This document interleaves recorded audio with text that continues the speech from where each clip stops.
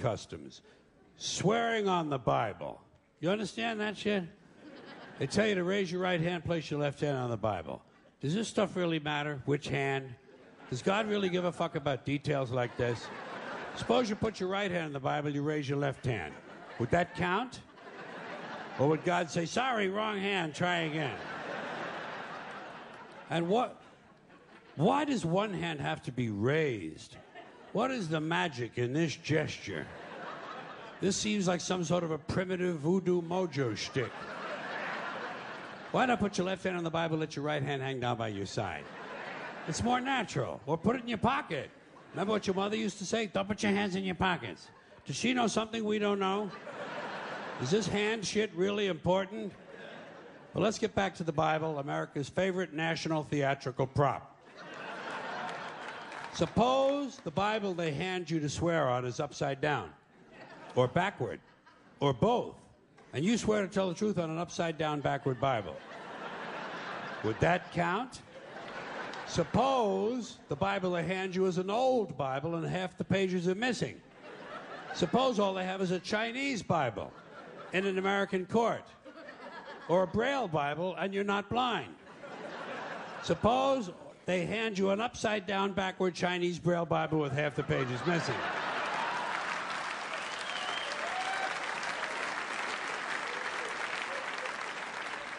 At what point does all of this stuff just break down and become just a lot of stupid shit that somebody made up? They fucking made it up, folks. It's make-believe. It's make-believe. Now, all right. Okay. Let's leave the Bible aside. We'll get back to the science fiction reading later. The more important question is, what is the big deal about swearing to God in the first place? Why does swearing to God mean you're going to tell the truth? Wouldn't affect me. If they said to me, you swear to tell the truth, the whole truth, and nothing but the truth, so help you God, I'd say, yeah. I'll tell you about as much truth as the people who wrote that fucking Bible. How do you like that? Huh?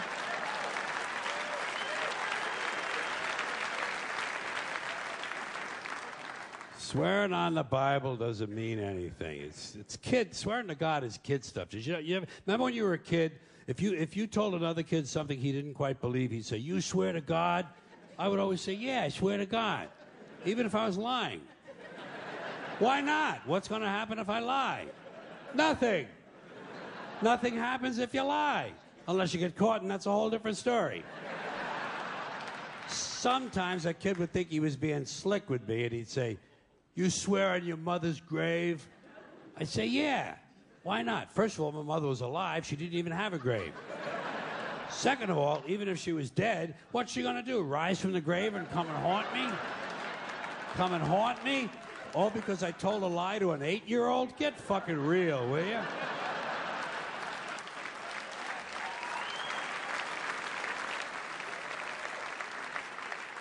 Sometimes I would say, I swear on my mother's tits. Kids are impressed with things like that. I mean, I don't care about my mother's tits either. I don't care if they fell off. Fuck her. Not my problem. They're your tits, Ma. You keep an eye on them. Swearing to God doesn't mean anything. Swearing on the Bible doesn't mean anything. You know why? Because Bible or no Bible, God or no God, if it suits their purposes, people are going to lie in court. The police do it all the time. All the time. Yes, they do.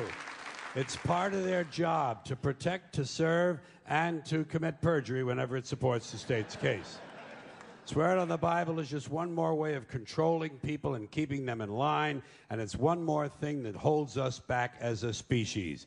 Here's one more item for you, the last in our civics book, rights. Boy, everyone in this country is always running around yammering about their fucking rights. I have a right, you have no right, we have a right, they don't have a right. Folks, I hate to spoil your fun, but there's no such thing as rights, okay? They're imaginary. We made them up, like the boogeyman. The Three Little Pigs, Pinocchio, Mother Goose, shit like that. Rights are an idea. They're just imaginary. They're a cute idea. Cute. But that's all. Cute and fictional. But if you think you do have rights, let me ask you this. Where do they come from? People say, well, they come from God. They're God-given rights. Oh, fuck. Here we go again. Here we go again. The God excuse, the last refuge of a man with no answers and no argument. It came from God. Anything we can't describe must have come from God. Personally, folks, I believe that if your rights came from God, He would have given you the right to some food every day, and He would have given you the right to a roof over your head. God would have been looking out for you. God would have been looking out for you. You know that?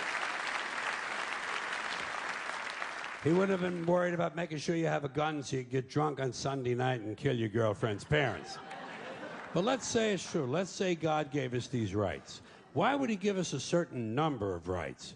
The Bill of Rights in this country has 10 stipulations, okay? 10 rights. And apparently God was doing sloppy work that week because we've had to amend the Bill of Rights an additional 17 times.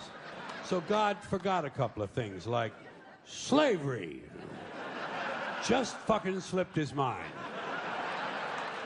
But let's say God gave us the original 10. He gave the British 13. The British Bill of Rights has 13 stipulations. The Germans have 29. The Belgians have 25. The Swedish have only 6. And some people in the world have no rights at all. What kind of a fucking goddamn God-given deal is that? No rights at all? Why would God give different people in different countries different numbers of different rights? Boredom? Amusement? Bad arithmetic? Do we find out at long last, after all this time, that God is weak in math skills? Doesn't sound like divine planning to me.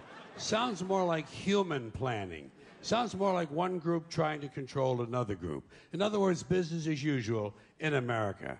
Now, if you think you do have rights, one last assignment for you. Next time you're at the computer, get on the internet, go to Wikipedia.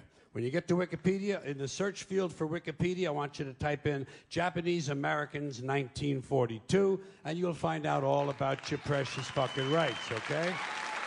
All right. You know about it. You know about it. Yeah.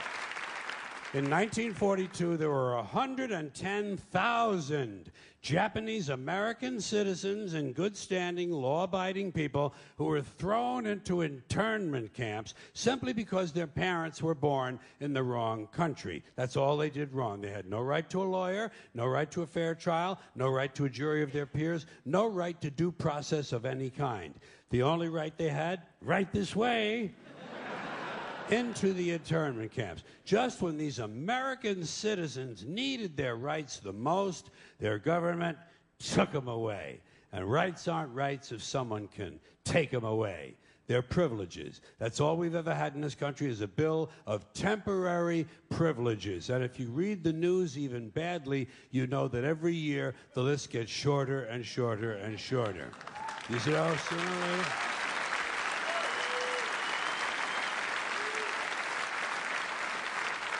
Yeah.